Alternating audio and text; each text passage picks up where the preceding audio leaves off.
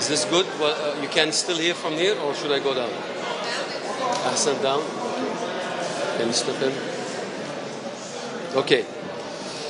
Thank you very much. Thank you for waiting, and apologies for this delay. We had a little bit of discussion with the legal team. I'm joined today with our legal team. We have both Paul Reichler from our legal team and also Professor R.D. Msis.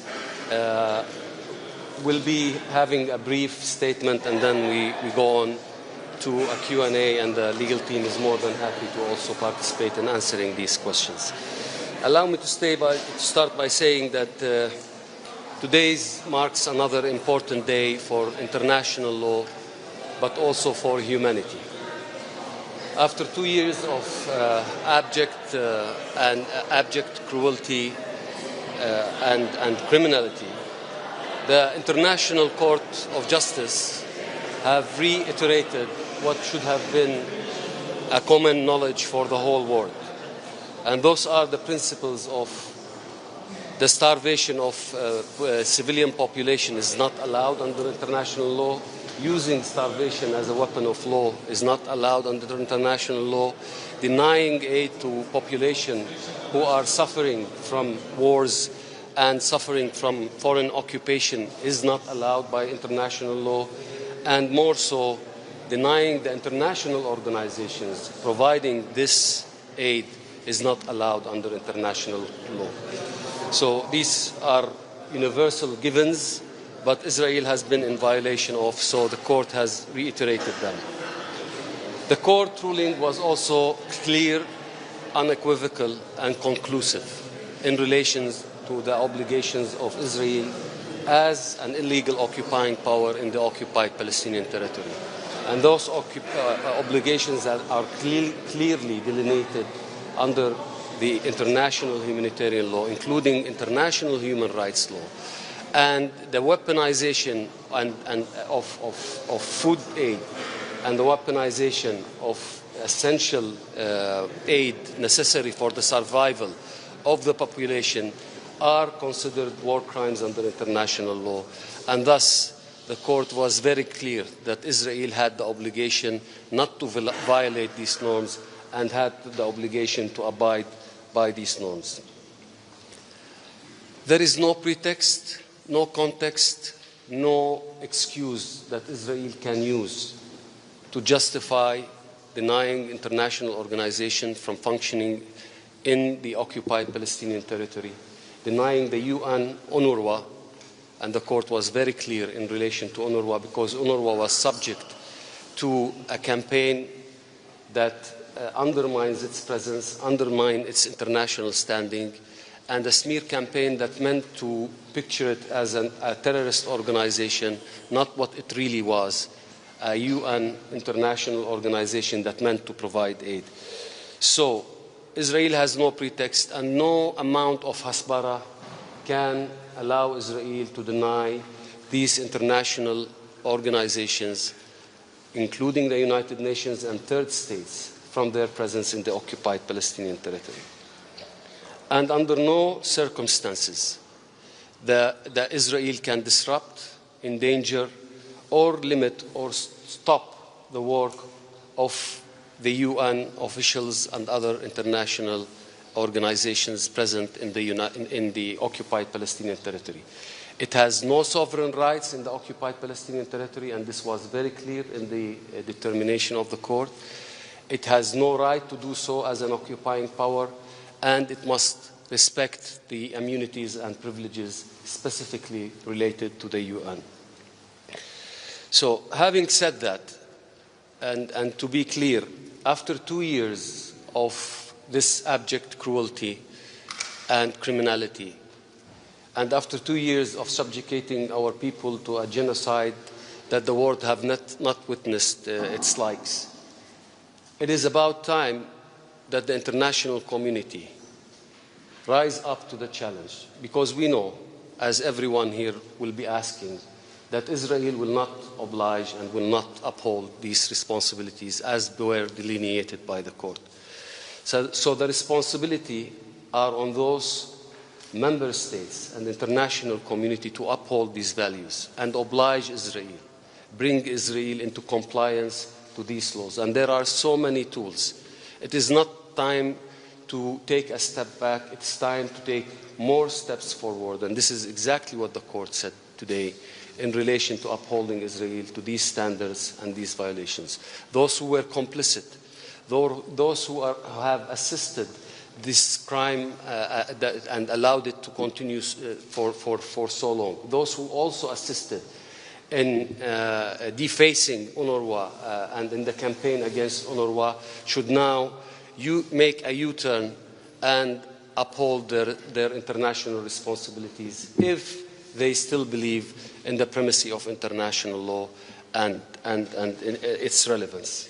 For Palestine and for the Palestinian people, we'll carry on with all our partners, those who are aligned with international law, those who respect international law, those who are willing to uphold these responsibilities, and under all circumstances, whether it is peace talks or wars, these norms should be respected, and those have a primacy over all other accounts or all other factors, and all states are obliged to be upheld to them, and Palestine will make sure that this will be the case. Thank you very much for listening, and please allow me, please ask in Arabic. I won't repeat the same thing in Arabic, but okay. we'll answer any question in Arabic if you have, and consider that I have the legal team who will be more stronger than I am. Go ahead, please, in Arabic. يعني كيف رأيتم هذه الرأي الاستشاري الذي صدر اليوم؟ كيف تقيمونه ما هي الانعكاسات على الوضع الفلسطيني في الضفة وغزة؟ يعني كما أوضحنا الرأي الاستشاري أكد المؤكد عمليا، ولكنه يعد إضافة نوعية أيضا للقانون الدولي ولمنظومة الإنسانية جمعاء.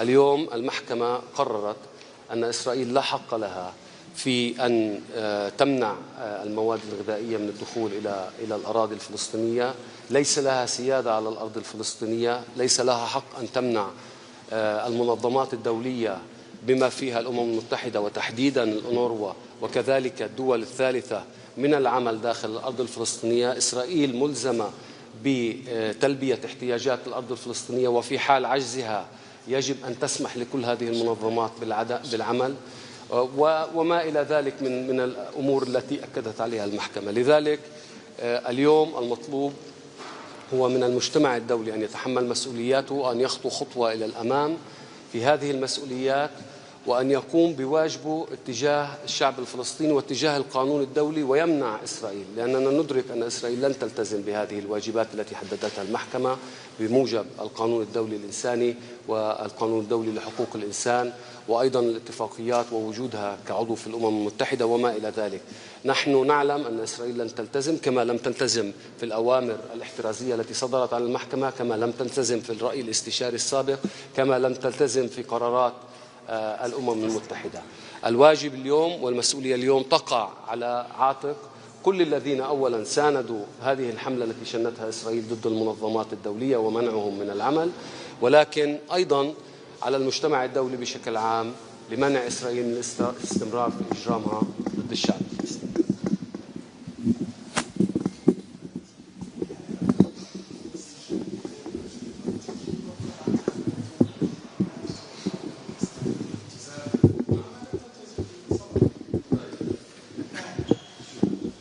روح تفضل. الخطوة المقبلة هو الاستمرار بهذا العمل الدولي الذي ألزم العالم كله أن يأخذ خطوات ضد إسرائيل. العالم اليوم يحتج في الشوارع بناء على القانون الدولي وتحت يافطة القانون الدولي، ويلزم حكوماته بموجب القانون الدولي للالتزام بالتزاماتها. اليوم المقاطعات التي شاهدناها على مستوى العالم والاحتجاجات التي شاهدناها على العالم كلها أتت من واقع أن القانون الدولي يطالب بذلك والقانون الدولي يطالب بذلك. لذلك الوقوف مع فلسطين والوقوف مع القانون الدولي هما صفة واحدة. لذلك يجب تعزيز منظومة القانون الدولي لصالح فلسطين والاستمرار في هذا العمل، لأننا ندرك أن الحرب اليوم ضد المنظمات الدولية التي تحمل القانون الدولي، كما حصل مع محكمة الجنائية الدولية، كما يحصل من تهديدات لقضاة هنا وهناك، كما يحارب مسؤولين دوليين ويقاطعوا وما إلى ذلك. لو لم يكن له قيمة ولو لم يكن له أثر لما كانت ردة فعل إسرائيل وحلفائها على هذه المنظومة كما نرى. لذلك مهم الاستمرار في هذا العمل، مهم البناء عليه وتكريسه، لأنه يضع خط فاصل بين ما هو حق وما هو باطل، ولا يتيح مجال لمناورات سخيفة هنا أو هناك تبرر ما تقوم به إسرائيل من جرائم وفظائع ضد أبنائنا في العالم. هي في حالة عزلة أكثر اليوم أكثر من طبعا هي في حالة عزلة لأنها دولة مارقة ولا تلتزم بالقانون الدولي. For you and Mr. Radcliffe. Yes, please. What can you say about we always say advisory opinions are non-binding. There were some issues with this advisory opinion. What can you say about the bindingness of this? You can answer them both in the non-binding. He asked about the non-binding also. Please go ahead. Well, that is correct, strictly speaking. An advisory opinion is not a judgment in a contentious case between two parties, which is legally binding on both parties. But an advisory opinion by the world's highest international judicial authority is an authoritative interpretation of the rules of law applicable in the particular situation that the court is considering. So what the court has done today is it has set out comprehensively all the rules of international humanitarian law and international human rights law that obligate Israel in its conduct in the occupied Palestinian territories. And because this is the world's highest judicial authority, those rules that the court articulated are the rules that apply to this situation. And all states, under the UN Charter and under customary international law, are obligated to comply with the rules of international law. So in that sense, the rules that the court articulated today as applicable to Israel are binding on Israel because they are rules of international law, and Israel is obligated, as all states are, to comply with international law. Israel's first reaction was to say that it fully complies with international law. Would you agree on the basis of the ICJ's ruling of today?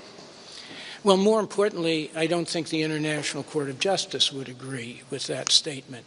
I can't speak for the court, but the opinion that they read today said, one, Israel, as the occupying power, is obligated to ensure, a positive obligation, and is obligated not to interfere, a negative obligation, with the supply of the essentials of life, humanitarian assistance to the civilian population throughout the occupied Palestinian territory, but including the Gaza Strip. As I heard the opinion that the court read, the president read from the bench today, the court found that Israel has not complied with its obligation because sufficient supplies of the essentials of life, food, water, medicines, clothing, shelter, healthcare items, have not been adequately supplied, at least in terms of the civilian population of Gaza. So if the obligation is to assure that the civilian population is adequately supplied with the essentials of life, and the court has found that Israel has failed to assure that the civilian population has been supplied with these essentials, then clearly Israel is not in compliance with its obligations under international law. Moreover, the court found that there is a prohibition on the forced displacement of the civilian population. And we all know, the UN has found, and the court cited the UN reports, that there have been multiple forced displacements of hundreds of thousands of Palestinian civilians in the Gaza Strip. Those are just a couple of obvious examples from the court's opinion, which we only heard today, that bears writing. It bears reading the written text. We'll find more. The court also said that the starvation of the civilian population is, as a method of warfare, is illegal. It's also an international crime. But the court said it is illegal to deliberately starve the civilian population as a method of warfare. And at the same time, the court said that from March 2nd, 2025, until I believe it was the 17th of May, 2025, Israel deliberately and as a matter of policy prevented all food and other humanitarian supplies from entering the Gaza Strip. And thereafter, it severely restricted the supply of food and other essential supplies. So on the one hand, you have the court finding that starvation as a method of civilians as a method of warfare is illegal, it's prohibited. And on the other, the court found that Israel deliberately prevented food from reaching the civilian population in Gaza. I don't see how a reasonable person, certainly acting in good faith, could then say that Israel has complied with its international legal obligations. Plainly, it has not. Anyone? But do you think that you will, do you know how you will use this decision, like you did, for example, with the occupation opinion, you went before the... Very important question, I think. The decision could be used first with those reluctant states who question the intentions of UNRWA. So those intentions are no more questionable in the eyes of law, right? Whether the UN is allowed or not allowed, whether security considerations are something that should be considered or not.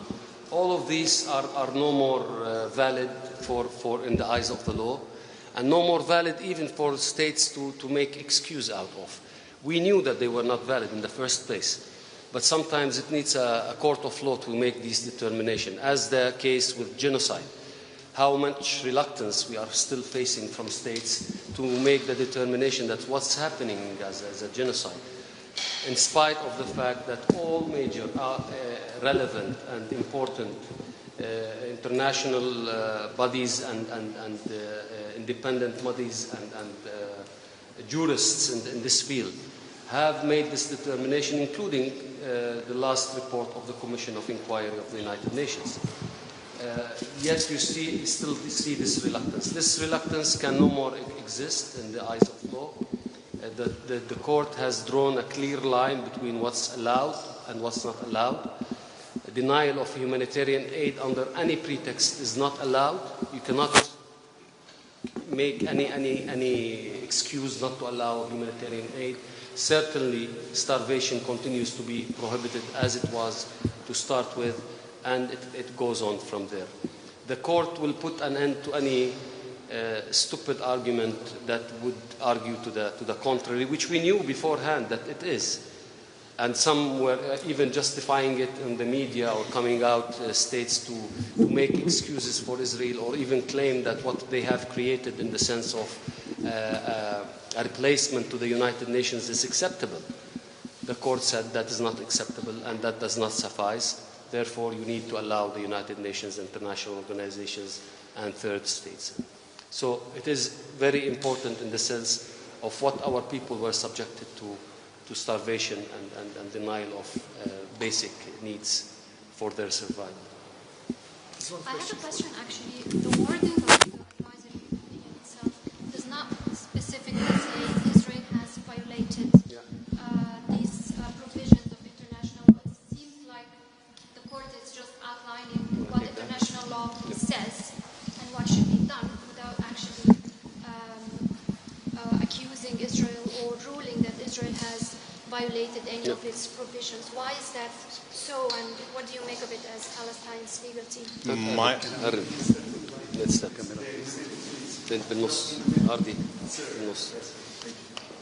In answer to that question, my sense is that the reason why the court might not have done this is speculation on my part, is because the violations by the occupying power unlawfully present in the territory are so replete, so overwhelming, so large and broad that it would be impossible in a short hearing of some 2 hours to catalog them all. What we have is very clear determinations made by the court of fact that the population is inadequately supplied, including through the actions of the illegal occupying power. Also, we have clear indications from the court, affirmations, that the occupying power has obligations in such circumstances to so supply the population that is inadequately supplied by it. One of the things that strikes me with the opinion is the findings made by the court in respect of UNRWA. Now, much has been made by the State of Israel alleging that UNRWA, the backbone of the United Nations humanitarian presence in the occupied Palestinian territory, is somehow compromised with its neutrality or its integrity. The court was unequivocal in asserting that despite these allegations by Israel, Israel has not made them out, and therefore Israel has an obligation to work within the United Nations structure and within UN law to deal with any concerns it may have. But until such time as it does, it has to facilitate access of UNRWA, the largest United Nations organization on the ground in the occupied Palestinian territory, including in the Gaza Strip, unconditionally. For me, that's very clear, especially in the circumstances where the people on the ground are suffering, don't have access to food, fuel, shelter, water, and so on. UNRWA is the lifeblood of UN humanitarian aid and assistance, and the court was very clear in that regard. Anyone else? Please go ahead. How this ruling will help rulings to come in regards to South African application of the court? I'll be brief there because the court has said it clearly that they will avoid any attachment and they will avoid anything that relates to that other case because it's a standing case. The merits of this case is based on IHRL, meaning international humanitarian law, international human rights law, and the privileges and immunities and other principles under those. That is a different path and a different route. But in my opinion, the issue of starvation itself is a very damaging aspect. For us, also the reiteration of denial of humanitarian aid and not allowing it to come in, denying it for a period of time which the court recognized between March and May. And it goes on. Certain aspects will be beneficial, but I don't think they are completely separate cases according to the court. Anything to add in that sense? Yeah. Anyone else? Thank you very much for your time and for your patience and for being here with us today. Good day to you.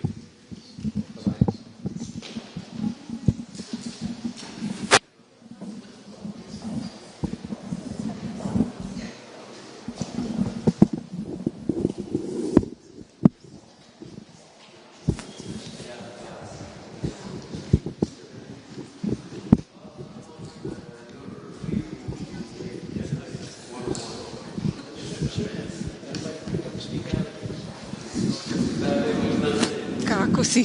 Nisam te videla 100 godina. Observation, you know, because if you see the sun and so on, Yeah. It is. Okay. Do you have a name, Sister Judge?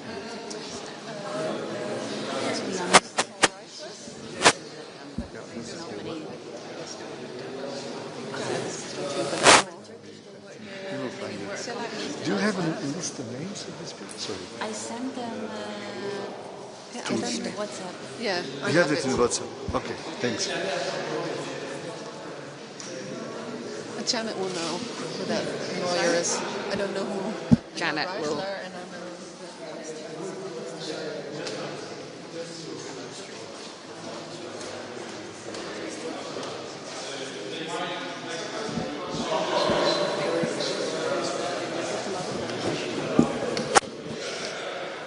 If you sent it to me, then I'll have it.